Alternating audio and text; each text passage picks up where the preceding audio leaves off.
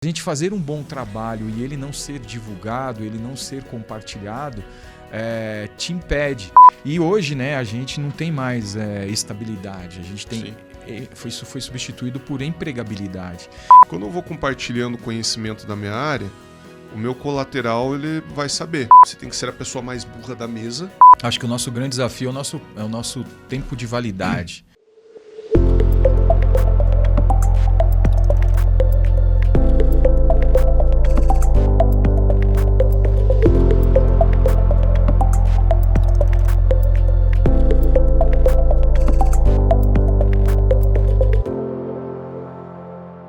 Estamos no ar com mais um Conexões VIP, Vina Interior do Paraná. E quero chamar aqui hoje uma pessoa que chegou em Ponta Grossa perguntando quem era o Mário, né? Veio natural de Diadema, São Paulo. É uma pessoa que quando chegou aqui em Ponta Grossa, chegou fazendo muito barulho, tem uma carreira muito bacana, né? E o papo dele justamente é falar um pouco de carreira, de evolução de carreira, as transições e as progressões. E hoje, inclusive, ele é mentor de carreiras. Gilson Barreto, seja muito bem-vindo. Obrigado, Mário. É uma honra estar aqui com você novamente, batendo um papo. Obrigado pelo convite. Imagina. Gilson, você é uma pessoa que, desde que eu conheci, tem uma energia assim que às vezes até é um pouco difícil de entender da onde que se tira tanta energia, né? E eu ia pedir para você contar um pouco, Gilson, porque você tem uma trajetória de São Paulo para Paraná, para São Paulo de novo e voltar para o Paraná, né? E mantendo, inclusive, família por aqui. Conta um pouco da tua trajetória profissional para a gente, Gilson. Legal. Meu primeiro salário foi como montador de imóveis. Comecei ali em Diadema, no bairro, uns amigos do meu pai tinham uma loja de imóvel, comecei lá como montador. Aí logo depois fui trabalhar numa indústria como office boy, depois de office boy segui carreira dentro da logística, e aí não parei mais. Trabalhava em São Paulo, como de repente um headhunter aqui do Paraná me convidou para assumir uma posição aqui em Ponta Grossa. Aí vim, fiquei nessa posição por 4 anos. Depois assumi um outro desafio em São Paulo, no interior de São Paulo, em Ribeirão Preto, mas mantive a família aqui. Ficava indo e vindo, até que agora em março eu recebi um convite para um novo desafio aqui em Ponta Grossa mesmo e agora estou em casa. Estou mais tranquilo. Sempre na logística, né? Sempre na logística. Como que você entrou na logística, Gilson? Eu era office boy da contabilidade. E aí um dia teve uma alta demanda de entregas de produto e precisava entregar ordens de produção na operação. E aí entrei lá no PCP, Planejamento e Controle de Produção, e comecei a entregar a ordem. 1 dia, 2 dias, 3 dias. Aí o rapaz lá, o Eduardo, um japonês, me lembro como se fosse hoje, falou: agora você não vai voltar mais para contabilidade, você vai ficar aqui com a gente. Isso em 1992. E aí até hoje. Comecei na logística pelo planejamento e trabalhei na indústria. Trabalhei dos dois lados da cadeira, na indústria e no serviço, que é no transporte, que é onde eu estou hoje. Adquira Imóveis, o maior catálogo de casas em condomínio de Ponta Grossa. Acesse adquiraimóveis.net. Legal. E o que foram exatamente os cargos que você foi ascendendo, que você já foi e é de novo CEO, né? Então, quais foram os cargos que você foi ascendendo dentro da carreira logística? Eu comecei, né, como auxiliar no primeiro cargo, entregando ordem de produção, utilizando o Cardex. Aí fui subindo para analista, fui subindo para coordenador. E aí tem aquela barreira da gente romper o cargo de supervisão, né, de analista para supervisão. O que eu fiz para poder subir o primeiro? Assumi um desafio lá que existia um sistema chamado DataSul, que hoje é Microsiga. Hoje é TOTOS, na verdade. E aí colocamos ele para rodar, estava parado na empresa. Poxa, veio o presidente ver como que o analista entrou ali e fez um negócio rodar assim em dias. E eu tinha 23 anos e eles falaram: agora você vai assumir um desafio maior. Me deram uma fábrica com 100 colaboradores para eu ser supervisor. Isso em Guarulhos. Mas prata da casa não se faz milagre. Ali passei 4 anos lutando por uma nova promoção e a promoção não vinha. E até então falei: não, quero seguir na minha carreira. Contratei uma headhunter para arrumar um cargo de gerência. Nisso aqueci o mercado, aí acabei não entrando nessa nova posição como gerente pela headhunter, pelas minhas pernas mesmo, acabei no network aí conseguindo quebrar a barreira do gerente, de supervisor para gerente. E aí teve uma outra situação em São Paulo, que eu estava como gerente, trabalhando no Grupo Fenza, e recebi um convite para participar de uma entrevista na DHL como gerente. Fui lá, participei de todo o processo. E no final eles descobriram que, ao invés de me contratar como gerente, eu merecia um cargo de diretor. E aí foi o meu primeiro cargo como diretor. E aí estava como diretor lá e recebi um convite para vir aqui participar de um processo seletivo em Ponta Grossa para ser diretor de presidente de uma empresa. Aceitei o desafio. Foram 4 anos maravilhosos. Depois disso, fui para São Paulo novamente, assumi a direção de uma operação geral de uma outra empresa de logística. E agora voltei como executivo para apoiar aqui na gestão de uma nova empresa aqui em Ponta Grossa também. Legal. E, Gilson, me conta uma coisa. O que você julga que foi, talvez, os fatores mais importantes para você conseguir transacionar?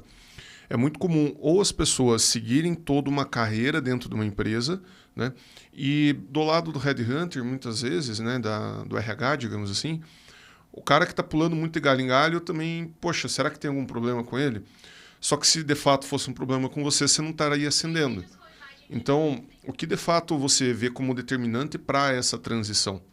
Eu acho que determinante primeiro começa conosco, né? O que a gente deseja. E a gente tem fases da vida, né? Eu me lembro que se uma barraquinha de cachorro-quente me contratasse para ganhar o dobro do que eu estava ganhando como supervisor em um determinado período da minha vida, porque a minha motivação era trazer uma outra condição naquele momento financeira para mim, aquilo me motivava. Então aquilo fazia com que eu fosse para qualquer posição. Em determinado momento, não. Eu queria realmente mostrar uma conquista de um novo cargo, de uma nova posição que fazia me ascender. Em ambas as situações, o que fazia com que eu conseguisse avançar era que o meu trabalho fosse visto. O meu pai falava, né, que moça bonita que não aparece na janela não casa. Né? Então, a gente fazer um bom trabalho e ele não ser divulgado, ele não ser compartilhado, te impede. E teve um termômetro uma vez, numa palestra de um headhunter, que ele me falou assim, independente se você está buscando currículo, emprego ou não, se você pelo menos 3 vezes ao ano você não for chamado para um processo seletivo, que seja aquela conversa inicial, assim, ô Gilson, tudo bem? Tudo. Queria te falar de uma posição aqui que talvez sirva para você. Legal. Se você não tiver pelo menos 3 acionamentos no ano, quer dizer que o seu trabalho está muito limitado no seu ambiente. E para um executivo, para um profissional, não basta realizar apenas dentro do seu próprio ambiente. Você tem que causar um impacto para a sociedade, para onde você trabalha, para o segmento que você trabalha. Você tem que se tornar relevante. Né? Afinal de contas, é um CPF que é um CNPJ. Né?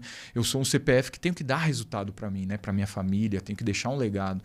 E quando você vê que você ficou só dentro da empresa, isso que é muito preocupante. Esses dias fiz uma enquete no LinkedIn, quantas pessoas que cuidam da sua própria carreira e quantas pessoas que o seu chefe cuidam da sua própria carreira. É assustadora a quantidade de pessoas assim que deixam literalmente a sua carreira na mão da empresa ou do chefe ou do líder. E, na verdade, a carreira é nossa. Nós decidimos, né, para onde vamos. Claro que nós temos a orientação e o apoio do nosso superior, né? Mas eu acho que você tomar a rédea da sua carreira é algo muito importante. E quando você fala do chefe cuidar da carreira, você consegue dar um exemplo disso? De alguém que você conviveu? Esse cara aqui cuidou da carreira, esse cara, o chefe cuidava da carreira. Eu posso te dizer das multinacionais. As multinacionais têm um plano de carreira muito bem estabelecido.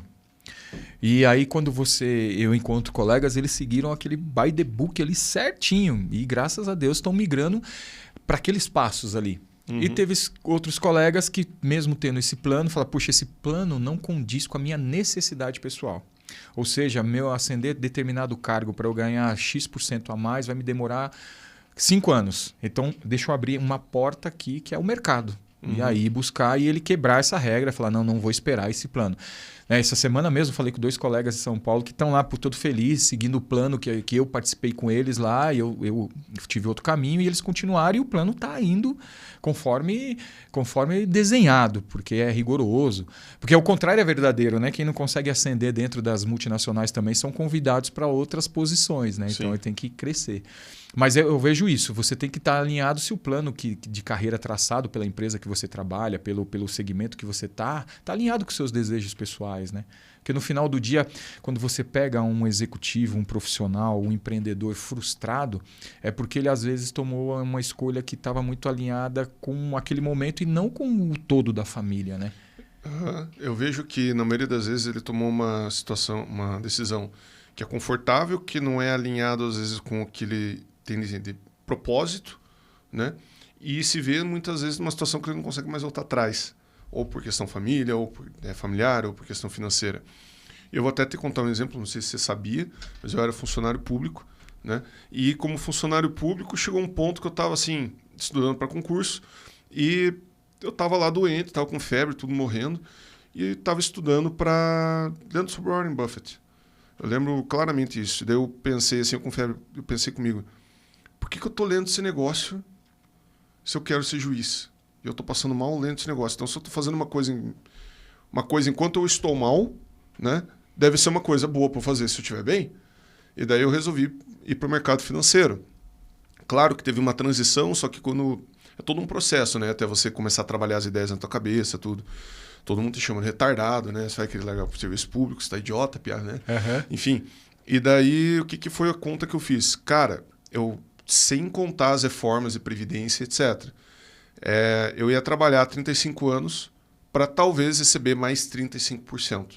Tá? Então, eu ia receber 1% de juro real ano de correção salário, fora a inflação. Então, nossa, por que eu vou me matar com isso, né?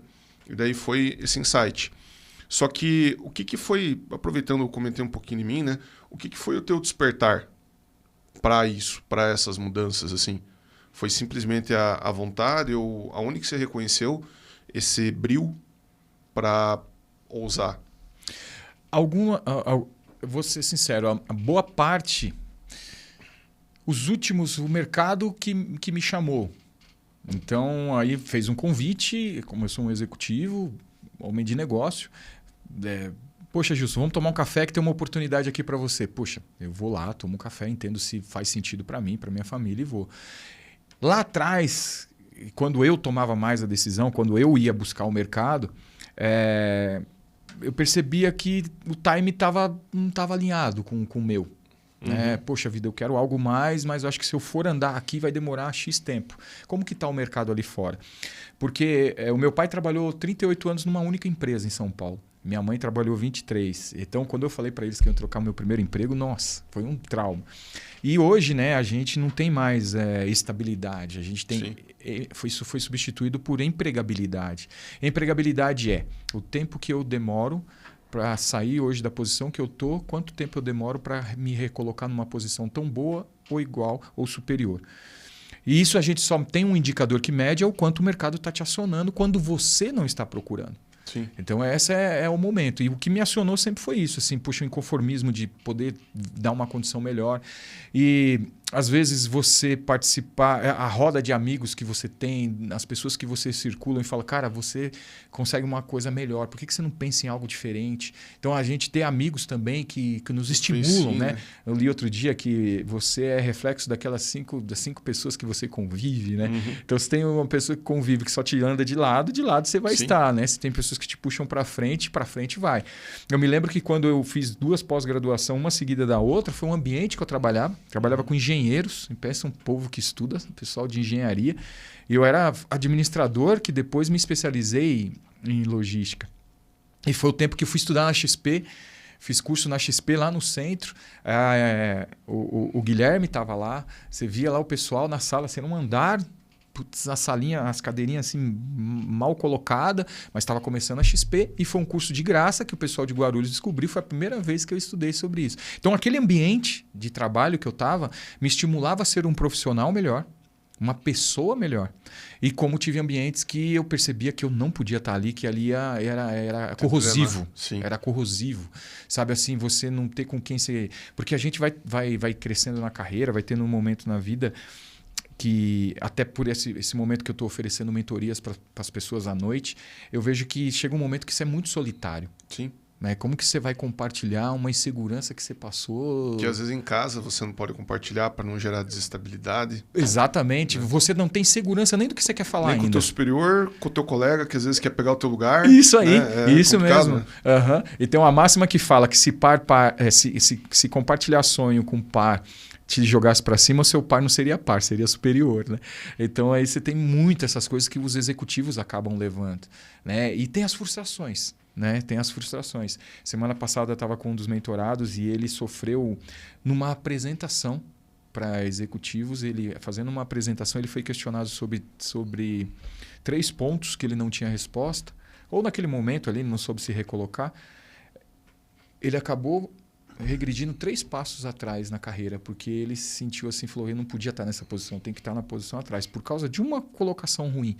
E aí ele na mentoria falando disso, puxa vida, como lá atrás a gente não teve a oportunidade de conversar com outras pessoas para nos jogar para frente. Então uma das coisas que me ajudou também a evoluir na carreira foi o ambiente que eu convivi. As pessoas que eu convivi, não só a minha esposa, minha família, mas também outras pessoas. Eu sou filho de analfabetos. Uhum. Então, quando eu compartilhava com meu pai e a minha mãe assim, uma decisão que eu ia tomar sobre isso, as respostas eram sempre muito conservadoras e firmes. Eu confio em você, eu sei o que você sabe fazer, cuidado só com a sua família. Meu pai fala isso até hoje. Então, uma decisão que você tem, não esquece da sua família, é o reflexo que ela vai dar na sua família. E é isso que me norteava sempre, né? Então, e aí compartilhar com amigos, né? Então, em alguns momentos eu vejo que eu fui arrojado, em outros eu vejo que eu fui tímido, mas é o que sempre o ambiente também me ajudou bastante. Legal. Você falando assim, eu vou falar que eu vejo que a carreira nossa, ou até a nossa mentalidade, ela segue uma ascendência, depois ela entra num platô. Ela segue uma ascendência, ela entra num platô. E o que eu percebi comigo, até para compartilhar, é que eu procurei por muito tempo e eu vi que isso fez mal para mim, né? E eu adotei um conceito que o pessoal fala, você tem que ser a pessoa mais burra da mesa, né? E eu pretendo eternamente me sentir a pessoa mais burra da mesa, né? E quando que eu comecei a aprender? Quando eu comecei a pegar pessoas de mercados correlatos, mas não do meu mercado, para me aconselhar. Porque, por exemplo, primeiro que tem aquela questão da competição se for um colateral, né? E às vezes, se você for pegar um aconselhamento dentro da empresa, você vai ter um conflito de interesse gigante, né? Porque às vezes a pessoa não quer que você progrida, ela quer que você faça uma coisa que talvez não seja tão boa para você, mas é boa para a empresa. E quando você começa a conversar com pessoas, eu coloquei uma rotina para mim de eu tenho que começar com 2 pessoas que eu não tenho contato e que eu acho que tem alguma coisa para aprender. Eu sigo essa rotina toda semana. Eu fui trocando opiniões de pessoas que passaram por situações piores ou melhores que a minha, ou gestões e decisões difíceis. Eu acho que essa questão é talvez o mais complicado, né? De poder se aconselhar, como a gente falou. E isso foi um crescimento muito rápido, sabe? Eu digo que em 3 meses, bebendo de uma fonte melhor, bebendo direto da fonte, né? Você consegue absorver muita coisa, né? E acredito que sempre vi os mais velhos, né? A gente precisa ter essa humildade. Eu vou contar até uma coisa complicada que eu perguntei sempre acreditei muito na ética empresarial, né? Eu falei com o CEO de uma multinacional e eu perguntei, cara, mas como que você chegou? Você era estagiário, né? Como que você chegou nesse cargo? Ele falou, eu fui crescendo, e chegou um ponto, sabia o meu valor de mercado, meu preço de mercado, e ele falou assim, daí eu cheguei pro meu chefe, que era o presidente na época, falei, cara, se você não me der o cargo, quando você sair, eu tô fora. Você negou o cargo. Então, existem essas jogadas dentro de carreira, né? E esses posicionamentos. Daí eu vou te jogar uma outra pergunta. Dos mentorados que você conversa, acredito que muitos comentaram essas negociações que tiveram que fazer para as trocas de carreira, né? Para as progressões, etc. O que você viu de mais peculiar, assim, ou de ser a dúvida mais geral das pessoas, elas não saberem como agir adequadamente? A falta de identificar o time. Acho que o nosso grande desafio é o nosso tempo de validade. O quanto que a gente já está maduro e o quanto que a gente já entrou num platô e se bobear está em descendência. Acho que é um grande desafio. Hoje, graças a Deus, o item idade, eu vejo que a gente já superou isso com esse negócio da diversidade, de cuidar do público diverso. Então, isso hoje não tem mais. Mas teve um período que um executivo acima de 45 anos, dependendo de, por exemplo, para ser gerente de uma determinada posição, já era ousado falar de 48 anos. Agora não. Na outra companhia que eu estava, a gente estava contratando executivos de alto padrão com 58 anos, 56 anos, que tinha muita lenha para queimar e muita energia. Mas todos os mentorados, eles me perguntam assim, o time. Como que eu sei que eu tenho que solicitar um feedback para ver se eu vou ter a posição dentro da empresa que eu estou ou se eu vou para outro lugar? Como que eu sei? Primeiro que isso é pessoal. É seu. O seu plano, as coisas que você quer para sua vida é sua. Então, de repente, você está numa posição que, se você passar o resto da vida nela, está ótimo. Por isso que conviver com outras pessoas te ajuda. Isso que você acabou de falar, eu tenho uma máxima que eu levo comigo assim, é bom quando a gente tem uma conversa que a gente não troca batatas, né? Eu trouxe batata, você trouxe batata, fui para casa com mais batata e você com mais... Não, quando você traz um limão, eu trago uma laranja, opa, ó, tem uma laranja, aí é legal, você foi sair diverso, né? Agora, isso te ajuda até a falar, poxa vida, por que esse pessoal está indo nessa linha? Né? Dos últimos 15 anos, a gente teve um avanço do e-commerce dentro da logística. E tem profissionais que não são especialistas no e-commerce e viram portas se fechar. Tem outros que foram por esse caminho. Se você está no meio e você conversa com executivos e você vê que é uma nova tendência, fala, opa, deixa eu me preparar para isso. Ali vai abrir portas, ali vai ter algo novo. Agora, se você fica fechado no teu mundo, dos 8 às 18, que a gente brinca e somente... Trabalhando com o cavalo também, focando, exatamente. Entregar o resultado. Poxa, não tem nada de errado nisso, pelo contrário. Mas o quanto você cuidou da sua carreira no dia?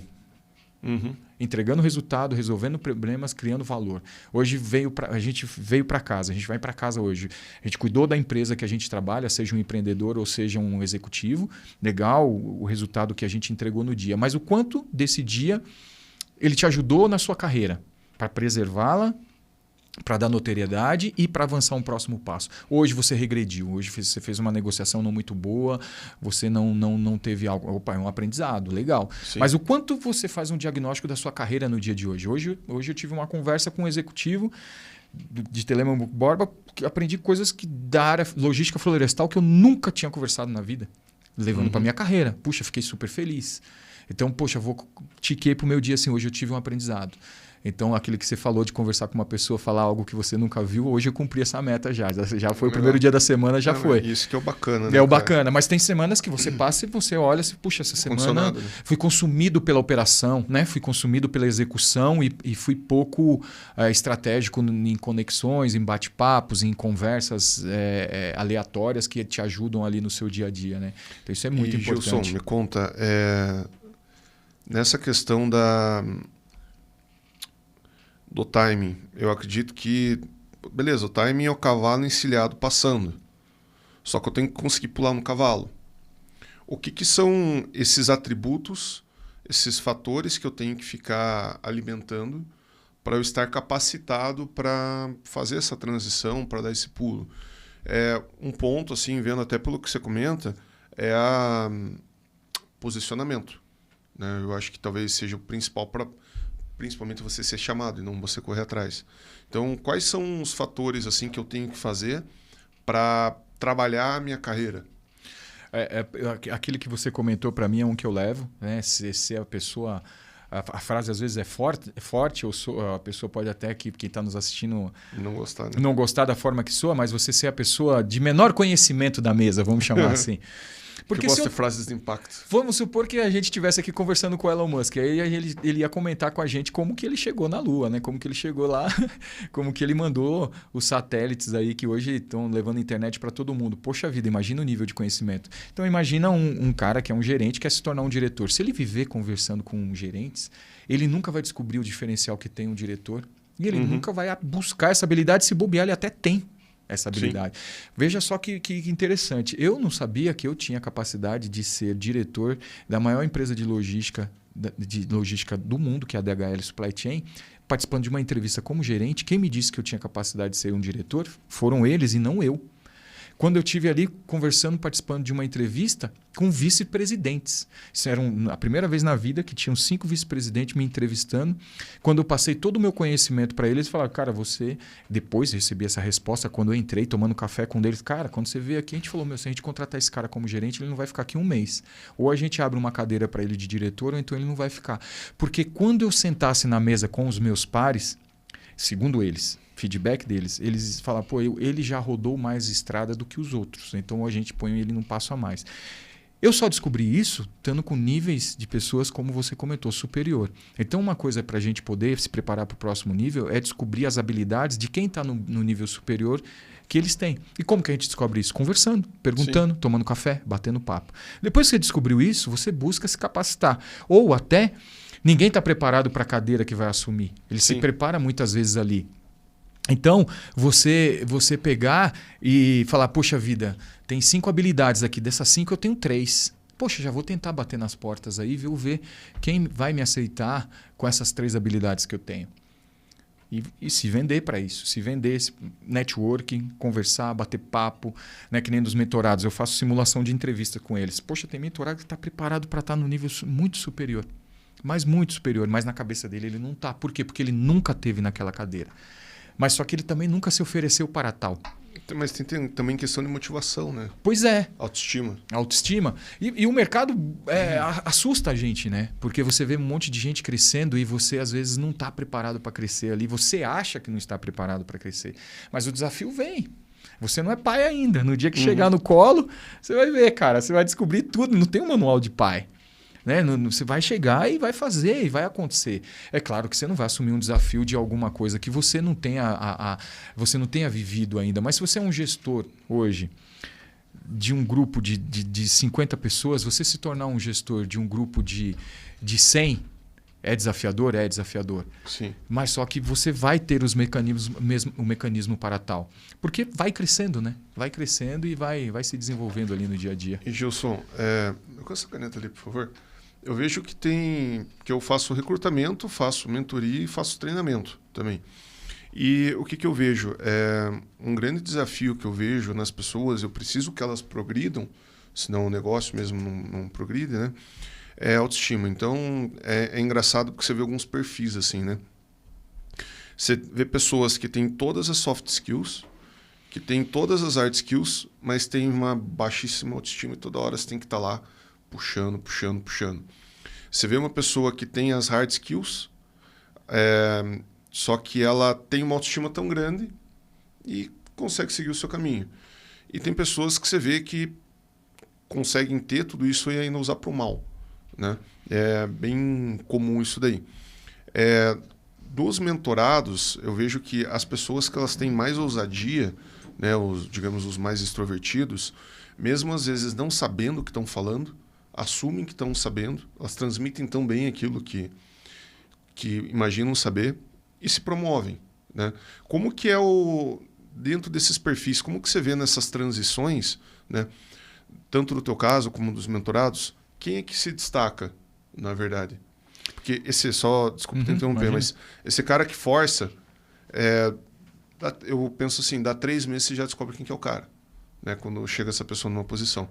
Não, infelizmente, né? Acho que na primeira chegada, assim, de arrancada, você já percebe se a pessoa vai dar certo ou não. Quando ela assume ali, entra no campo, coloca a chuteira e veste a camisa, você percebe que algo foi ali muito impulsionado em cima de uma boa entrevista, de se vender bem, das entregas que aí você vê que tem dificuldade de lidar, né? Mas hoje em dia o que a gente vê, quando você falou da baixa estima, das pessoas não estar empolgadas, é um desafio muito grande. Como que você mantém as pessoas apaixonadas pelo que elas querem fazer e o que elas fazem? Tem muitas pessoas que estão na posição que estão por falta de opção, por não entender o que elas querem para a vida, e aí por isso elas não são apaixonadas. E o pior dela não ser apaixonada, ela não contamina ninguém, ela não contagia ninguém. Aí você vê aquele ambiente morno, né? O morno não serve nem para chá, nem para café, você não consegue tomar porque não é gostoso. Sim. Então o morno não serve. Se está gelado, está gelado. Bom, você vai tomar. Se está quente, está quente. O morno é horrível, né? E é um desafio muito grande da gente estimular essas pessoas para mudar de fase. E eu vejo que quem se decepciona mais é aquele que entrou com muita paixão num projeto, mas ele nunca entregou resultados. Então nós, como entrevistadores, como gestores, nós temos... quando eu vejo uma pessoa extremamente apaixonada, entrevistei uma... Em fevereiro para uma posição e não deu certo, mas eu indiquei ela para outra posição e ela acabou dando certo. E eu falei para ela, a sua paixão me preocupa, assim, a sua paixão me move, mas só que a sua entrega ainda me preocupa. Aí ele me falou, mas por que, Gilson? Eu falei, poxa vida, você veja só, você é um executivo nessa cadeira há 12 anos, mas você nunca foi gestor de gestores. Pô, mas eu nunca tinha pensado. Porque você já viu, você tem noção do que é ser gestor de gestores, cara? Você saber que a mensagem que você passou, ela vai ter um nível de ruído e ainda vai chegar distorcida. Nunca pensei isso. Pois é. Agora você imagina a posição que eu estou te dando, você vai ser gestor, de gerente, de coordenador, de supervisor. Você nunca teve esse nível de hierarquia. Eu não gostaria de te colocar nessa fogueira. Falei isso para ele. Ele aceitou, aí foi para uma outra posição onde ele tinha menos e, poxa, me deu um feedback sobre isso. Falar, realmente é a primeira vez que eu tenho, agora ele só tem um nível de gestores. Ele falou, já é um desafiador. Realmente a mensagem que eu passo não chega na íntegra, chega distorcida. E é um grande desafio. E eu acho que quando a gente consegue pegar isso numa entrevista, eu preciso de expandir a Smart aqui nos campos, no Paraná. Quero ter mais unidades. Se eu vou buscar um gestor, ele tem que ter capacidade de relacionamento, ele tem capacidade de expansão. Tenho que perguntar quais as unidades que ele já expandiu, quais foram os exemplos de expansão, quais as dificuldades. Se ele já fechou uma unidade que ele abriu, esses caras que a gente às vezes fala, puta, o cara fechou 10 unidades, esses caras são espetaculares, que ele sabe tudo que deu errado. Pelo menos a gente acha que ele tem que saber. Então são pessoas importantes para a gente ter no... Não, eu sou bom de expansão. Por quê? Não, porque eu trabalhei em unidades que foram inauguradas. Tá, mas ele não fez estudo de mercado, ele não fez estudo da capacidade da região, ele foi colocado na região, é diferente. Sim. Não recrutou, não abriu mato. Não abriu mato, não teve que pegar enxada. Então, nós ali na entrevista temos que ter esse tato para ver. E é sempre legal, uma coisa que está em prática nos últimos anos, é a gente ter um par ali entrevistando a gente.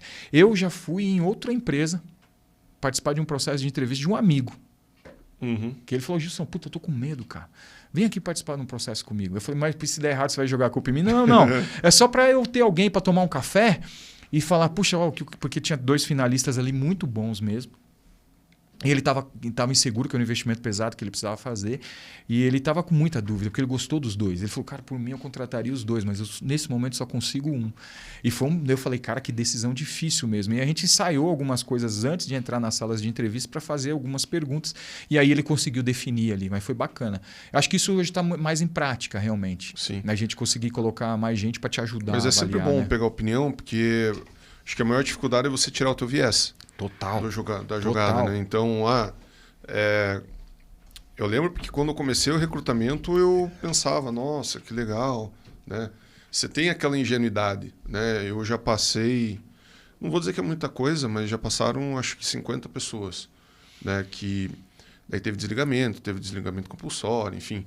Mas fora as entrevistas. E nessas entrevistas você aprende bastante coisa.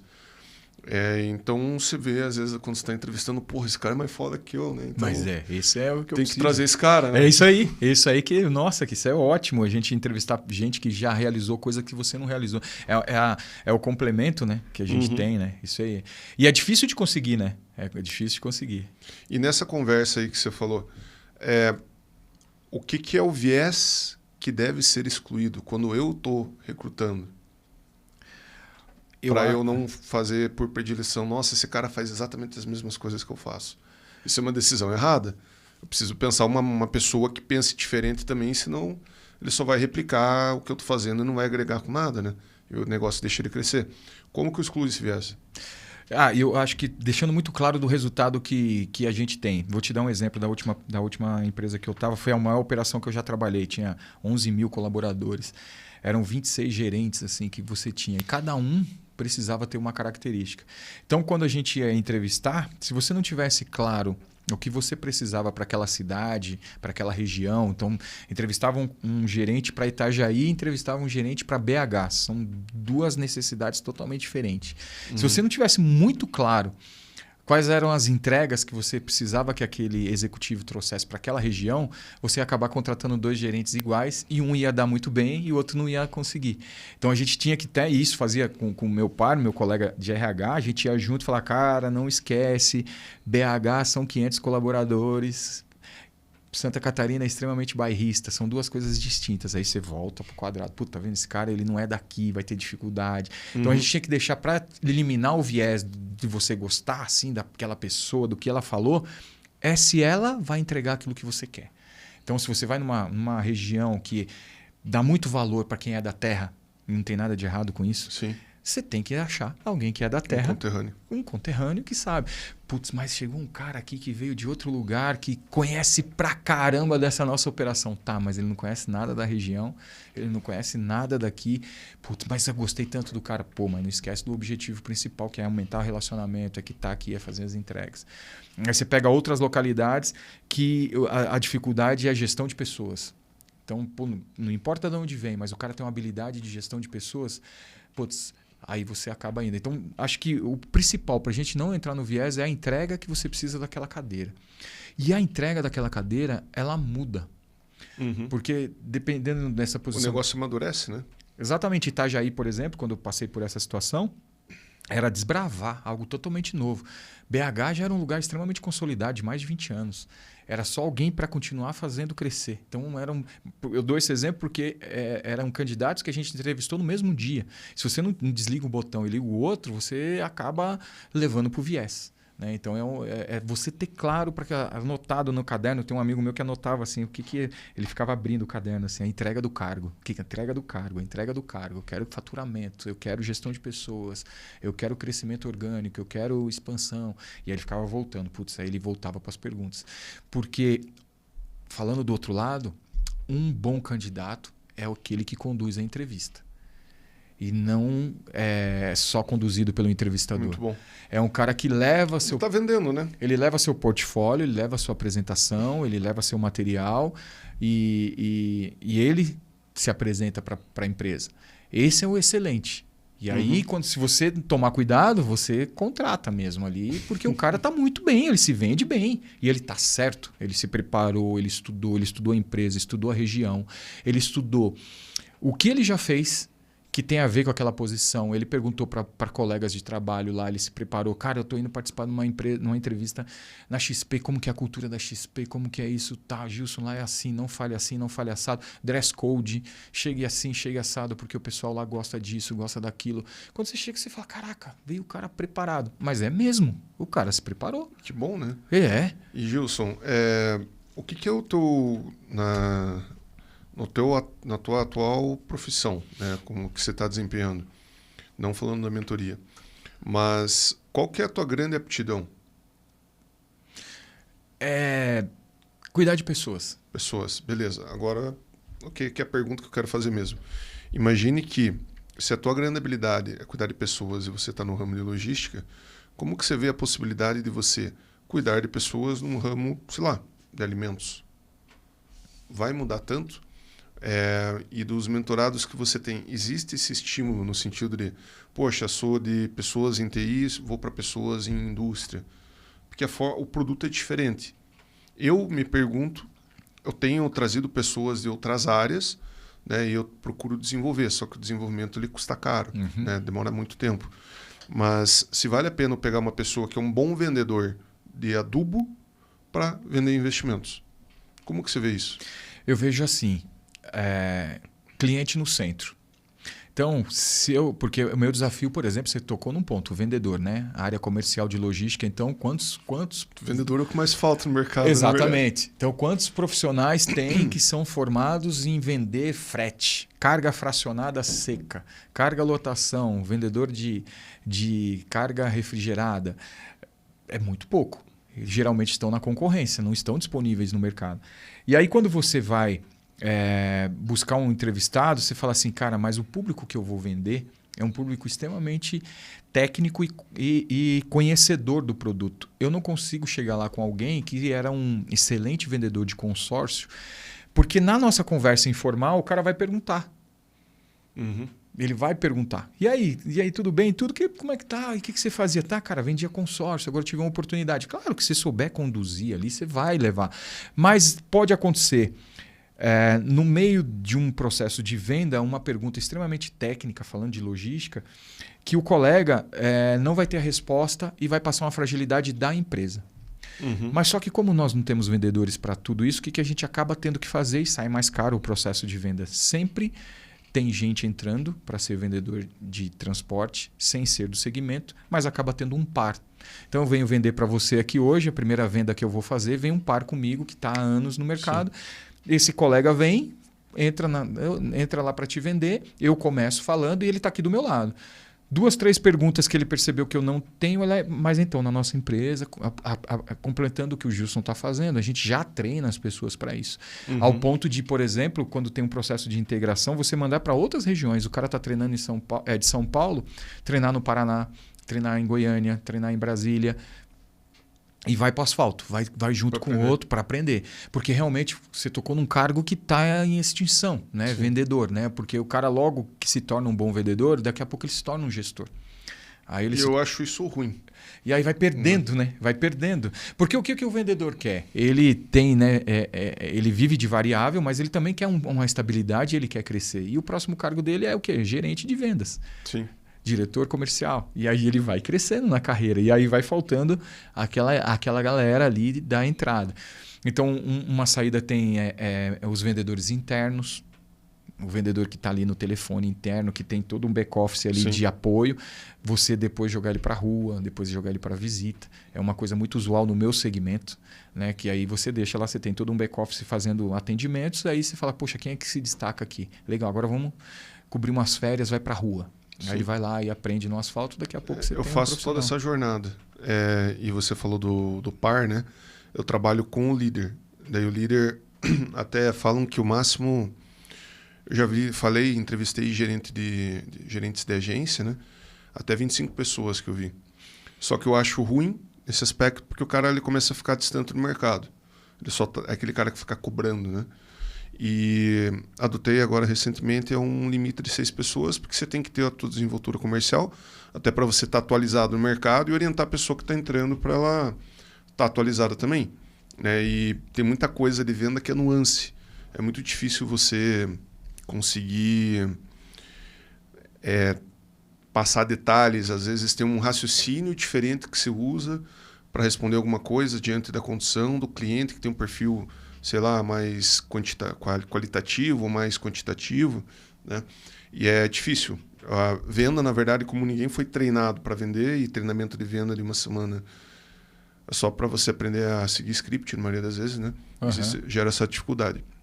E nesse ponto que você está comentando sobre essa questão de um gerente para X pessoas, um líder para X pessoas, um modelo que o Grupo Fenza usava, não sei se usa ainda, mas quando eu trabalhei lá, que eu gostava muito, a complexidade abaixo.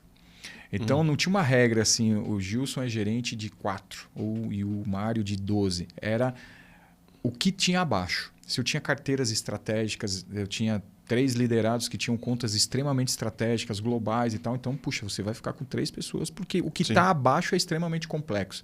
Agora não, puxa... Por competência, né? Porque agora não, o que você tem é extremamente mais tranquilo. Então, dá para você ter volume. Então, você é atacadão, você tem bastante gente. Então, legal, você pode cuidar de 25 pessoas, porque o teu público ali ele é rotativo. Agora, quando você precisava ter ainda aquele papel de venda couch, né? Ainda cuidar da conta. Então, aí a gente ia mudando bastante isso daí. Não, e é bem colocado isso, acho bem pertinente. E depende, de novo, como a gente falou, da maturidade e dos momentos que tem. Porque vai ter equipe de vendas mais sênior, vai ter equipe de vendas mais júnior, né? O que eu só critico, assim...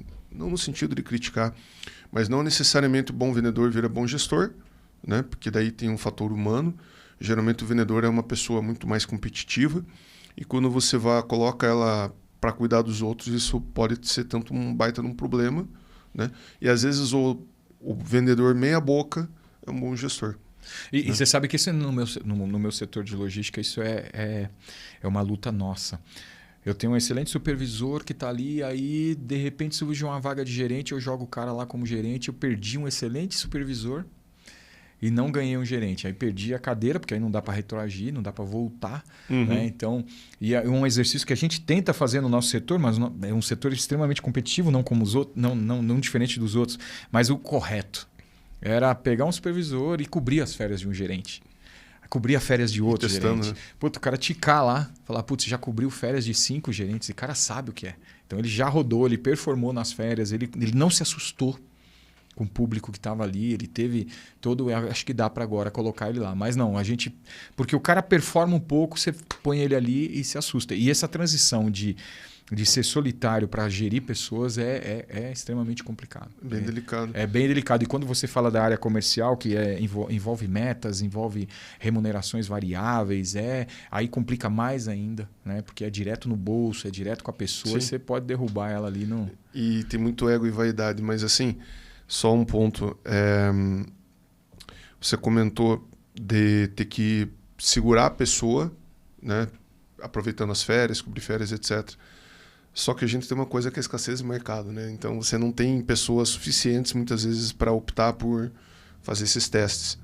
E vai do mercado. Em vendas é pior ainda, porque como não tem vendedor, você fica totalmente limitado, né, para fazer esse tipo de escolha. Daí muita coisa é no teste. Né? Eu estava até pouco tempo com 20 pessoas abaixo de mim. Daí agora eu estou reformulando equipes para até ter um pouco de paz e ficar mais no estratégico também, né? Mas, Gilson, uma coisa aqui que são acho que duas coisas que eu vejo muito importantes, assim, até acompanhando você em redes sociais, né?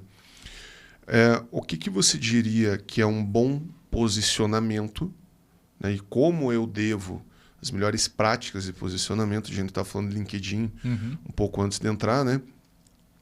E o quanto que eu exteriorizar o meu propósito é bom para mim, né, para eu me manter digamos, no trecho, né? E o quanto que é importante eu demonstrar meu propósito dentro do meu próprio posicionamento. Isso faz toda a diferença no nosso dia a dia, porque a gente vive de entregas, a gente vive de realizações, né? Então você poder externar aquilo que você faz, além de te fazer bem, além de contribuir na vida das pessoas, porque no final do dia você contribui com a vida das pessoas. Quando você pega os comentários de postagens que você faz do seu trabalho, de coisas que você fez, os comentários são incríveis. Puxa, que bom que você fez isso, o Brasil precisa disso, o nosso setor precisa disso. Então não são só headhunters ou pessoas que têm uma posição ali que queira te levar, mas você motiva outros profissionais. O que eu recebo de contato assim, poxa, cara, posso te chamar no particular aqui para entender um pouco sobre como você fez tal coisa? Eu tenho esse desafio aqui, mas é inúmero. Aliás, é o que eu mais recebo. Que é o benchmark, né? Total. O cara falou, pô, mas como que você fez isso?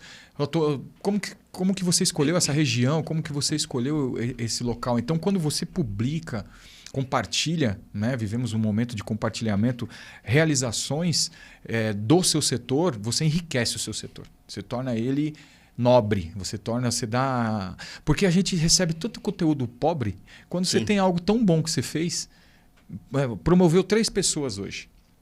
Você tem noção do que isso é importante para o ambiente de trabalho? Você só ouve falar de demissão, pessoas cortes, e poxa, você chegar hoje e promover 3 pessoas. Isso é muito importante. Você publicar hoje, tem orgulho de dizer que dentro da nossa companhia promovemos 3 colaboradores que estão conosco, um recém-chegado, não importa. Mas o ato de você escrever uma promoção assim é algo muito bom. Você colocar lá uma troca de emprego, uma realização da empresa que você trabalha, as pessoas curtem esse tipo de coisa. Só né? que eu vou problematizar, porque eu vejo muito isso e eu contrato pessoas aproveitando disso.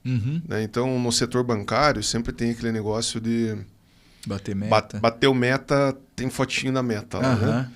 E o que eu vejo? Eu começo a seguir as pessoas no que eu vejo que alguém bateu meta ou ganhou prêmio de não sei o quê, caminho pro headhunter.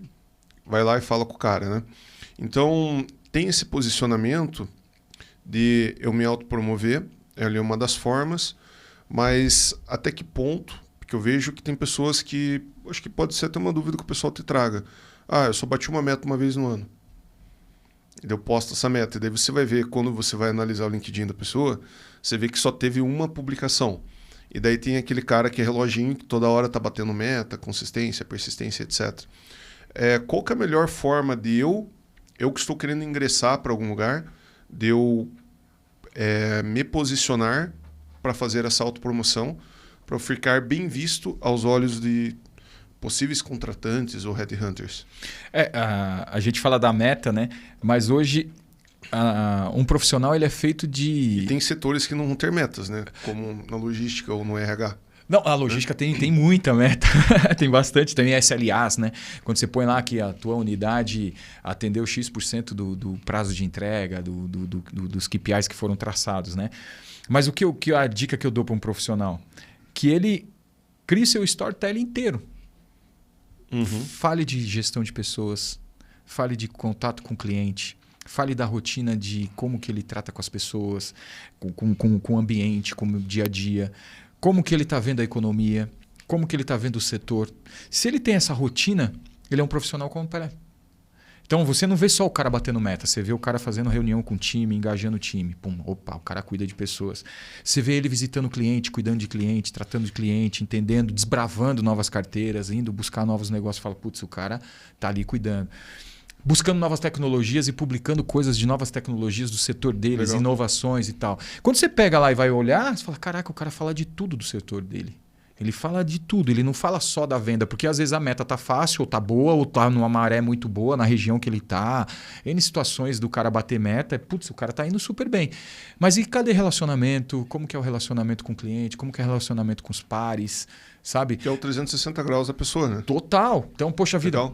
Saiu hoje aqui network com meus amigos aqui, poxa, bate uma foto, fala como que o cara se relaciona, como que ele faz, esteja junto. Então, quando você pega, se o cara tem o cardápio completo, ele é o profissional que você procura, né? Que se você não vê só ele batendo ou não batendo meta. Ó, eu tô me sentindo a pessoa mais burra da mesa agora. Por quê, cara? Não, porque o que eu vou te falar? Eu sempre penso, cara, eu tenho que fazer isso, eu tenho que fazer aquilo de posicionamento e em redes sociais eu vou falar da preguiça. Né? Sim. E até porque, por exemplo, com os podcasts agora, eu tenho que fazer seleções dos negócios, tudo, e eu deixo para o final de semana para fazer. Porque durante a semana, às vezes, você quer chegar em casa, né? Você quer ficar de boa, sei lá, cuidar dos filhos. E como que você coloca essa rotina de ser, como que é?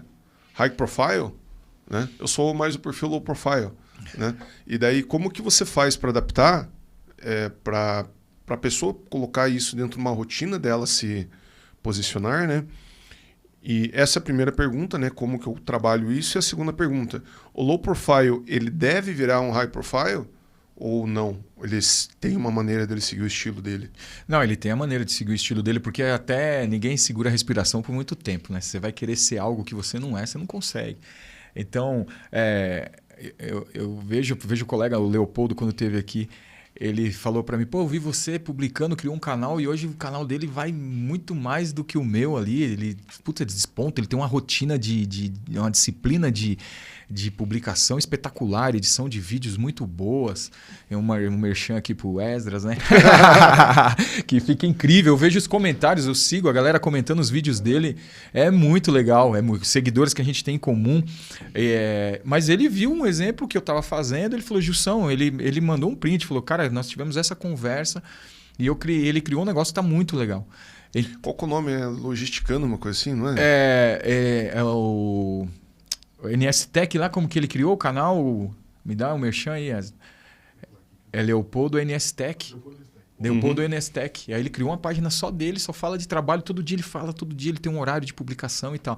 Aí você tem meios, né? Colocar alguém para fazer para você, você colocar alerta no seu celular para você publicar. Eu tenho um alerta, que ninguém saiba, mas aqui, né, falando só para... Eu tenho um alerta lá de manhã, 7 horas da manhã, eu faço uma publicação ali. E se eu não consigo publicar ali, publico meio-dia. E se eu estou visitando um cliente ali, saio dali, bato uma foto, coloco. Eu tento colocar no meu... uma coisa que eu comecei no último ano foi criar artigos. Então, escrever artigos e publicar artigos. Então, isso é uma coisa que eu não fazia. Se você olhar lá no meu LinkedIn, 2 anos atrás, eu não tinha nenhum artigo. Se você olhar agora, já tenho 12. Então, eu vou publicando, vou vendo temas que são que as pessoas perguntam ou que do nada eu estou ali. Por exemplo, estou no caminho certo ou não estou na minha carreira, né? Busco uma promoção ou vou buscar uma porta externa. Eu escrevi um artigo daquilo que eu penso. E as pessoas curtem, as pessoas leem e falam, né, sobre isso. E você colocar lá na sua rede social, ela é muito importante, porque hoje atrás de uma empresa tem pessoas. E as pessoas buscam. Hoje fui participar de um bid, de uma mega multinacional, e quando eu recebi o convite, eu vi o nome da pessoa, entrei no LinkedIn, eu pago o premium, e entrei e descobri quem eram as pessoas. e mostrei para meus pares, que hoje eles não utilizam LinkedIn ali nativamente como eu. Falei, ó, cara, esse cara aqui trabalhou no concorrente da empresa que ele está. Então, ele já trabalhou com a nossa empresa. Ele sabe o que a gente faz. É verdade, então ele sabe. Na conversa, falei, pô, mas você já conhece o nosso serviço? Conheço, trabalhei com vocês. Pô, facilitou minha vida. Então, a rede social usada realmente para você enriquecer o negócio, enriquecer a conversa, facilita muito Você a vida. consegue fazer um dossiê das pessoas, né, praticamente, e gerar interações ou fazer provocações que vão ser muito úteis. Eu precisava de um contato semana passada de uma pessoa que eu fiz 10 contatos 12 contatos dentro do LinkedIn para chegar até a pessoa que eu queria. E consegui. Consegui. Fui buscando, fui falando com um, falando com outro, falando com um. Não, fulano conhece. Pum, cheguei até a pessoa que eu queria. Mas foram 12. Dizem que quando você tem uma rede muito ativa, é só 3. Mas a minha, nesse caso, que é um segmento novo que eu estou atuando, transporte rodoviário de tanque, nunca tive. Se fosse carga fracionada, com certeza seria no segundo, no terceiro, porque a minha carreira foi lastreada nisso. E aí eu tive que dar uma volta enorme, mas consegui chegar na pessoa. Então a rede é ativa. A rede é importante. Você já ouviu falar de elos fracos? Já. Dos elos fracos? Né, que tem eles contam no... Eu não lembro se é no Poder do Hábito ou se é no Inteligência Emocional que eles contam essa questão dos elos fracos. Mas só para o pessoal escutar aqui, né? E isso do networking que eu acho que é o ponto fundamental, né?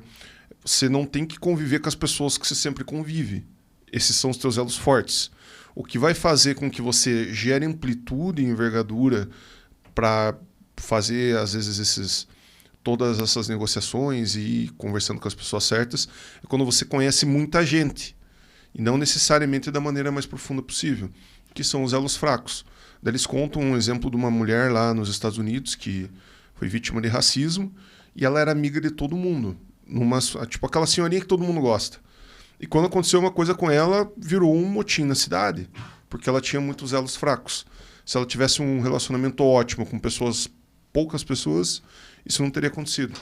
E esse, na verdade, é o poder dos juros compostos no networking, vamos pensar assim.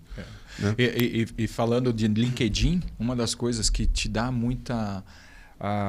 abrange seu network é quando você vê um colega da sua área, ou um cara que você está ali na tua timeline, perguntando uma coisa. Responder. Sim. Responder. O cara está lá e falar, puxa vida, qual a melhor opção para tal coisa? Você vai lá e põe um comentário, cara. Você gera valor, você enriquece. Porque às vezes as pessoas falam, pô, network, o que eu vou pegar? Não, na verdade é o que você contribui no seu dia a dia para a vida das pessoas. No dia que você contribuir mais, você pode ter certeza de que quando você precisar, você vai ter sempre um acionamento. Sempre um acionamento. Sabe assim, você conseguir no seu setor, no que você faz... sempre tem alguém te perguntando. Puxa, isso é o ápice. Eu acho que a gente atingiu assim, puxa, eu entrego. Sim. Pô, Gilson, tudo bem? Cara, tô aqui na Bahia, eu lembro que em 1900 e bolinha você abriu 2 filiais aqui. Cara, você se lembra o contato do corretor desse condomínio? Não lembro, mas eu vou atrás para você. Pô, cara, eu posso não encontrar. Mas só de ter respondido pro cara que eu não me lembro, que obrigado pelo contato, valeu. Poxa vida, então o cara gravou que um dia eu desbravei uma região, fui lá e sofri para achar e contei isso numa roda de amigos. Ele gravou, hoje ele está precisando, eu vou tentar achar, posso não encontrar e posso mesmo. Mas foi franco. Né? A pessoa fala, puxa, eu vou conversar com aquela pessoa que eu acho que ela consegue me ajudar. Porque você está sempre contribuindo, né? Você está sempre enchendo o carrinho de alguém, você está sempre ajudando as pessoas. Isso acho que é o fundamental do network. Deixa o fundamental. eu te falar uma coisa. Você falou de compartilhar. E eu estava até lendo uma teoria filosófica, que é a teoria de Bourdieu, que é a teoria dos campos. E é justamente aquilo que a gente falou do teu colateral ali. Quando eu vou compartilhando conhecimento da minha área, o meu colateral ele vai saber. E às vezes o colateral dentro ou fora da empresa ele acaba sendo um concorrente. Né? Como que você vê isso? Se é prejudicial, como você falou, ficar compartilhando conhecimento, né? Ou qual que é o limite para eu, às vezes, não passar uma coisa estratégica? Coisas estratégicas a gente realmente não Por exemplo, deve... como que eu abro o mercado? Não, eu acho que você pode comentar o resultado da abertura. Porque isso você... Por exemplo, a última empresa que eu estava, a gente estava inaugurando Itajaí, expandindo Itajaí. Uma foto que teve 65 mil curtidas foi uma plataforma assim, em breve, novos desafios. 65 mil pessoas queriam saber onde era aquele local. E eu não fiz, eu não falei, porque não tinha inaugurado, não estava nada pronto. Eu ia estragar toda a surpresa da empresa. Sim. Depois eu fui lá e coloquei a matéria que a empresa fez no Valor Econômico, dizendo o aporte de X milhões que ela fez para o crescimento da região. Então, uma coisa é você falar, estamos aqui, novas coisas vão acontecer. Pum, aí a desperta, uma pessoa vai te chamar no particular. Outra coisa é eu abrir toda a estratégia da empresa. Aí eu estrago até o jogo. E, como executivo, eu também preciso de profissionais para aquela região. Uhum. Então, eu também tenho que fazer conexões para atrair, porque hoje... Chama a gente, né? Eu não me lembro quando foi a última vez que a gente não fez contratações que a gente não utilizou o LinkedIn para uma conexão, para uma divulgação ou para uma validação. Você pode me indicar uma pessoa hoje no WhatsApp aqui para mim. Jussão, tem um cara aqui de logística, você falou desafio de tanque, tem um cara que trabalha com isso. Legal, mas eu vou validar ele na rede. Sim. Isso é fato. Você trouxe, legal, Mário. A indicação já é 50%, já me ajudou 50%. A validação vai vir das entregas, dos resultados e das conexões que ele teve. Vou olhar lá rapidinho tudo que ele fez e tal. Então é muito importante você estar atualizado. E uma dica de ouro aqui para quem está nos ouvindo. Uhum. Você não sabe como atualizar o teu LinkedIn. Olha, eu vou até olhar para a câmera aqui, né? Tá olhando para você. Pega um cargo similar ao teu de um executivo de mercado, abre 10 profissionais da mesma área e lê tudo que eles escrevem lá. Veja as coisas que você se identifica e dá uma roupagem para o seu. Porque quando você nunca atualizou o LinkedIn, tem lá, só coloca o cargo e ano. Mas você precisa descrever as entregas. Você não sabe o que fazer também, Você não né? sabe o que fazer? Pega profissionais que têm o mesmo cargo seu em empresas similares e veja lá o que eles escrevem. Veja o que faz sentido, copia e você vai acabar tendo o teu Sabe LinkedIn uma atualizado. coisa que... fiz alguns cursos aí de tráfego e tal, né? O pessoal recomenda. Pega quem que é o teu avatar da tua área, copia ele. Antes da gente começar a gravar aqui, eu estava vendo o Jorge Paulo Lema falando assim, eu não crio nada, eu só copio. Né? É mais fácil, não sei o quê. Então, às vezes você vê um avatar, você começar... O que é o avatar? Né? É a pessoa que representa aquilo no mercado. Vamos supor que no mercado financeiro seja o primo rico. Ou vou começar a ver o que o primo rico faz, como que ele se posiciona, e eu dou o meu tempero. Né? E isso, cara, pior que o cara tem uma metodologia lá, ele tem uma metodologia do que ele está fazendo, e que é funcional, tanto que gerou resultado. Então, por que eu não acoplar isso na minha estratégia, né? Funciona muito bem. Eu faço isso na minha mentoria. Tem uma mentora que eu sigo, que ela faz de executivos, mais de 180 mil seguidores. Ela, quando abre uma live, tem... A live dela, participei na última semana passada, 4.500 pessoas online assistindo. Eu falei, cara, que incrível. Só que aí eu criei o meu avatar, eu também, um colega de marketing me ajudando, e o meu avatar é executivo de logística. Então eu já restringi. Porque eu quero falar para o meu público ali, eu quero falar com as pessoas que... Eu quero ajudar quem está no meu dia a dia. Assim. É um desejo meu. E aí mas eu pego o estilo que ela utiliza, de como se conectar, porque faz todo sentido, executivo é executivo. E aí eu dou a minha... Como que se conecta? Hã? Como que se conecta? Só por curiosidade. Como assim você fala? O jeito de se conectar que você falou. Eu me conectar com o meu público. É falar as mensagens do meu dialeto. Né? Então, falar de logística mesmo. Conseguir falar ali, você dentro da área de planejamento... precisa mudar para a área de expedição. Aí eu uso todo mundo é nascido acima de 70 aqui ou não? Tem 80 você? 80 aqui. Ano e idade. Não, é o ano que nasceu. O ano é 86. Putz, então não vai, essa piada não vai dar certo, mas o público com certeza alguém vai saber. Quando tinha um jogador de futebol que vinha para um time, ele falava assim, cara, assiste meu DVD. Aí o DVD o que era? As melhores jogadas que ele fez. Você precisa fazer com que as pessoas assistam o seu DVD no local que você trabalha. Porque às vezes você entrou para uma posição dentro da empresa, por exemplo, caí falando da minha área, logística. Você pode fazer muito mais e não sabe. O cara está na ponta aqui, trabalhando na expedição, mas ele já foi gestor de planejamento e ninguém sabe. Ou só quem entrevistou ele.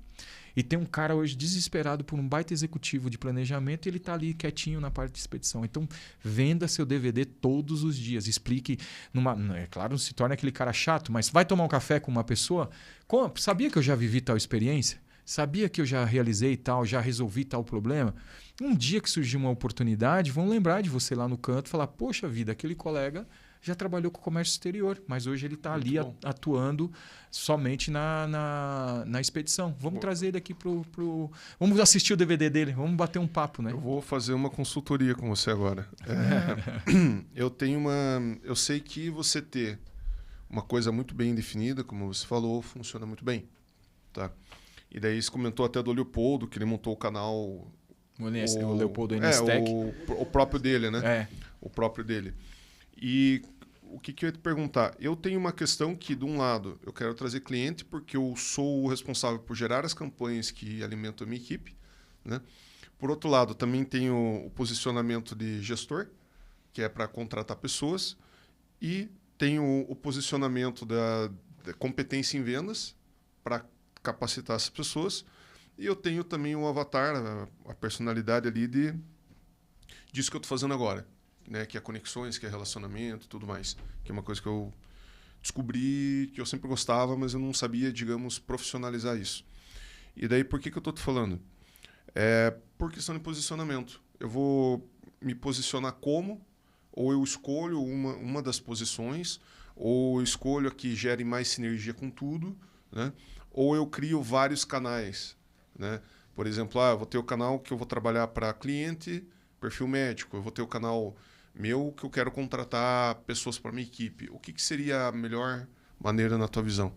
A minha visão é você não perder o foco da sua entrega. Que você... o Mário, para mim, não é um cara que tem uma corretora de investimentos. Você faz uma educação financeira. Você pode mudar a vida das pessoas. Seja com a aplicação literal ali, você ajudar a crescer o patrimônio, ou seja simplesmente com orientação. E como que você vai atrair, eu acredito, o público que quer trabalhar com você, que quer investir com você, que quer se relacionar com você? Quando você passa conteúdo de valor. Não é porque nós estamos aqui, mas não tem uma conversa que a gente teve... mais o propósito, né? O seu propósito é transformar uma vida. Sim. Ponto. Através de educação financeira. Se essa pessoa vir ser o seu investidor, excelente, seu negócio vai crescer. Se ela vir ser o seu funcionário, excelente. Se ela vier só se relacionar com você, excelente também. Então, quando você põe o seu propósito ali no avatar, todos os dias, você entregar conteúdo que transforme a vida dela através da vida financeira, cara, o que esse cara faz? Putz, ele tem uma agência. Pô, mas esse cara sabe o que fala. Quero ouvir lá como que eu posso levar o dinheiro para ele. Pô, o que esse cara faz? Pô, ele tem uma corretora. Pô, acho que eu quero trabalhar lá. Olha o valor que ele entrega. Imagina quem trabalha lá, o nível de conhecimento que sai. Sim. Poxa, não, vai ter um evento. Legal. Eu acho que a entrega ali do propósito, que é o teu, é muito claro, que é transformar a vida. Sim. Pô, é transformar a vida. Porque às vezes a gente fica perdido no meio de tanta coisa que tem para fazer. Sim. Né? Eu fiz uma série de vídeos agora com propósitos muito específicos e cada um é um público-alvo. Uhum. Né? É um pique lá que tem que buscar. E você sabe que eu passei por isso. Eu contratei uma agência para me ajudar nesse negócio da mentoria. E por eu ser um generalista, já trabalhei com alto executivo de empresa, então já trabalhei com áreas financeiras, áreas operacionais, área administrativa. Sei ajudar uma pessoa a conduzir uma empresa. Uhum. E aí, quando você se torna generalista, quando a primeira reunião com a cara da agência, o cara quase me chamou assim eu me senti o cara mais burro da mesa e adorei. Uhum. Porque ele falou: Gilson, você sabe que quem vende tudo não vende nada. Sim. Nossa conversa foi boa para te conhecer, mas eu não identifiquei um produto seu para vender. Eu falei: caraca, 33 anos de experiência, cara. É alto executivo de muito. O cara vem falar que eu não tenho um produto para vender. Ele falou: sim, porque você não sabe qual é o seu avatar. Você não sabe quem você quer atingir. Por mais que você queira atingir vários avatares, você tem que começar por um. Aí eu falei: tá, puta merda. Aí marcamos uma segunda reunião. Ele falou: cara, o que te move? Eu falei: cara, transformar a vida das pessoas. Agora começamos a falar. Legal, dessa vida das pessoas, você acha que transformar um executivo, um empresário ou um executivo? Eu falei: não, executivo, cara, esses caras sofrem demais, eles precisam ter apoio na sua carreira. Ele, com a metodologia, foi me ajudando a construir, literalmente nichar o meu público. Então, os vídeos que eu produzo todo dia hoje, que eu tenho o Gilson Barreto lá no Instagram, que a gente às vezes impulsiona ou tá lá, é sempre linkado agora para a carreira. Então eu parei um pouco de falar um pouco de gestão, mas eu continuo colocando gestão, mas coloquei o foco em carreira de profissional de logística. Legal. Até me perdi o que eu ia falar aqui para você, mas o que eu vejo? Uma vez um amigo meu estava criticando o pai dele, ele falou assim, pô, meu pai é inteligente pra caramba, mas não sabe nem ligar o DVD, né? Tipo, faz cirurgia, faz tudo. E às vezes, por que eu tô falando isso? Às vezes a gente fica tão limitado na nossa esfera de competência e apesar de eu fazer isso que você falou agora, que é nichar, né, afunilar o negócio, quando eu estou no meu trabalho, na minha zona de conforto, e eu faço isso naturalmente, quando eu para ver outra área eu não consigo. Né? Tipo, eu fico com essas dúvidas que são dúvidas de principiante. Né? Mas isso é natural, né? E você sabe que a maior dificuldade que a gente tem é quando a gente domina um assunto, a gente vender ele, porque a gente tem tanta convicção do que a gente sabe que as dúvidas das outras pessoas falam, como que o cara tem uma dúvida disso, né? Então, por isso que é muito bom quando a gente tem as pessoas que nos provocam, né? Para enriquecer. Sim. E Gilson, o que você julga como o melhor canal para posicionamento? Tô falando porque tem TikTok, daí tudo depende de público, né? TikTok, LinkedIn, Instagram, YouTube, e aqui o nosso foco, pelo menos no primeiro momento, está em YouTube, né? O que você julga como o melhor canal e não sei se você consegue comentar o que eu procuro em cada canal, né? Em YouTube, etc. Quando a gente vai comprar alguma coisa, principalmente hoje falando de prestação de serviço, a gente acaba querendo encontrar o máximo de informação possível. E o que eu descobri nesse momento que eu estou vendendo as mentorias, começando literalmente a divulgar as mentorias para ajudar as pessoas, e é um período à noite, marco elas todas às 20 horas para dar tempo de chegar em casa e fazer bem tranquilo, é que as pessoas vão me procurar em todos os canais. A pessoa me procura no LinkedIn, a pessoa vai ver se tem um vídeo no YouTube, e ela vai ver se eu estou no Instagram e ela começa a me seguir. Então, elas entram para o canal que ela quer, a pessoa quer. Então, se a pessoa é uma pessoa que vive no Instagram, por exemplo, eu não uso o Facebook, mas uso muito o Instagram. Então, alguma coisa eu vejo ali, aí eu vou lá e valido essa moça mesmo que eu estou falando para você de executiva que eu sigo. Eu vi no Instagram, quando fui lá no canal dela no YouTube, também uma porrada de seguidor. Quando eu entrei no LinkedIn, outra porrada de seguidor. Eu falei, puxa, o negócio aqui é sério.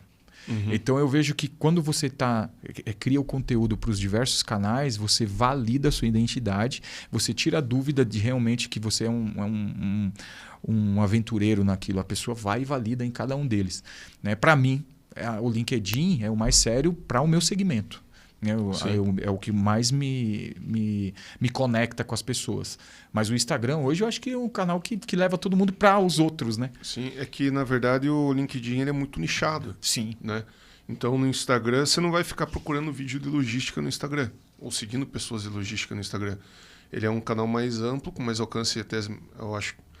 O algoritmo do Instagram hoje está mais ou menos assim, até onde eu entendi. É TikTok, Instagram e daí vem o LinkedIn para você conseguir ter alcance. Então o TikTok até recentemente mudou o algoritmo, mas você tem um alcance muito rápido, assim, do nada, por isso que tem aquelas viralizações que falam. E o Instagram hoje mudou e a regra é basicamente o que tem de comentários, mensagens no direct e compartilhamento. Antes era curtida e compartilhamento e visualizações. Então eles vão mudando o algoritmo.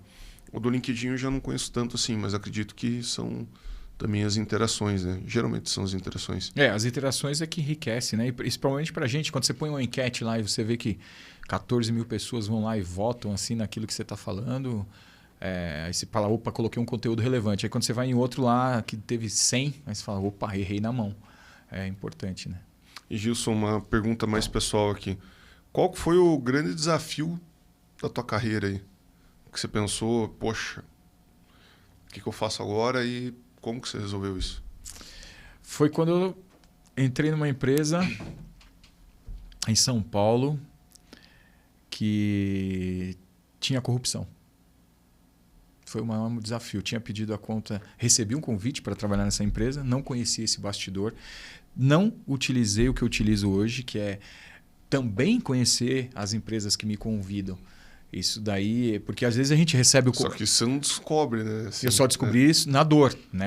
E aí, quando eu entrei nessa empresa e tinha um ambiente extremamente corrupto mesmo, ao ponto de executivos terem os passaportes caçados e tudo mais.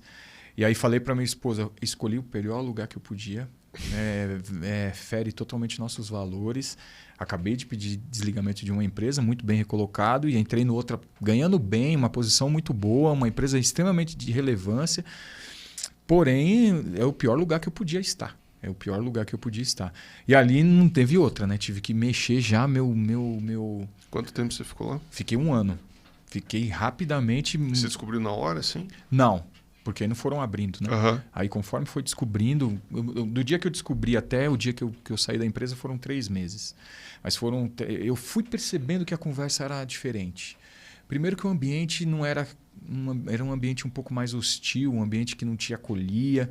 Aí você vai vendo que tem alguma coisa errada e não teve outra, né? Aí quando você participa de algumas coisas assim, você fala, puxa vida, não é aqui que eu tenho que estar, eu tenho que sair daqui voando. E aí acionei meu network para sair de lá e foi através de LinkedIn que eu consegui sair de lá para arrumar outra posição. Mas foi o momento mais difícil que eu fiz porque eu estava numa outra posição muito boa, um ambiente totalmente contrário. E quando você entra em algo que mexe com os teus valores, é a pior coisa, porque pode destruir tua carreira.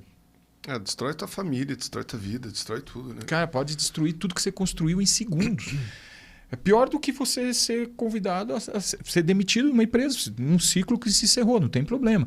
Agora, você está num local que você vai se tornar conhecido por tal...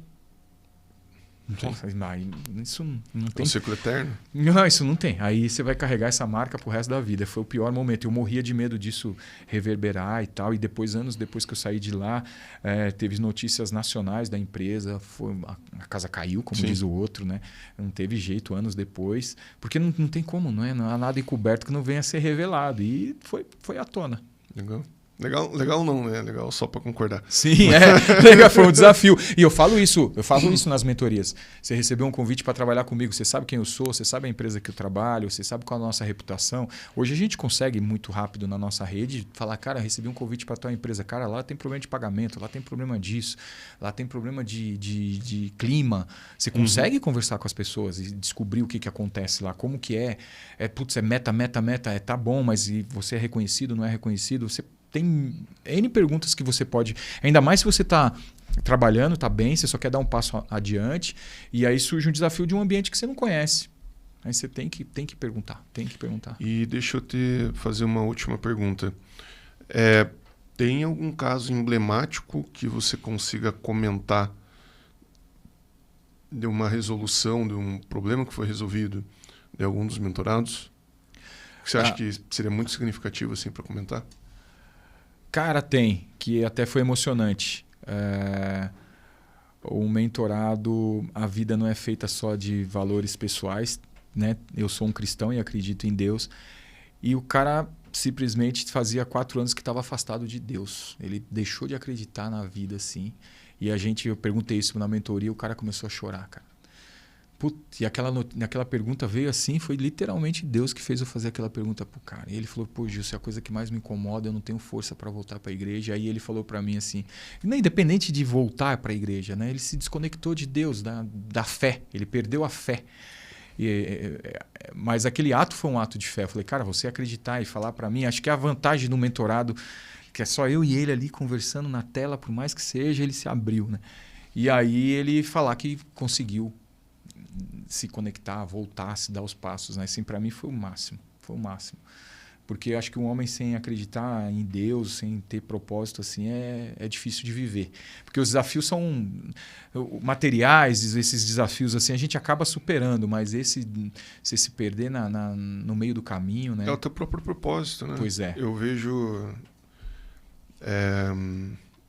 já me afastei também, acho que todo mundo em algum momento se afasta. Frequento também igreja, tudo, e às vezes eu estava até me cobrando agora. Me afastei, estava indo tão bem, daí se dá aquela afastada, dá aquela relaxada, e você tem que ficar sempre corrigindo isso, né? E é tão bom hoje a gente ver nesse meio que a gente vive de rede social, dessas coisas, você vê grandes empresários, grandes pessoas de relevância no meio, falando da fé, né? Mostrando que tem ali também. Motiva a gente a falar, puxa vida, tá vendo? Não é só trabalho.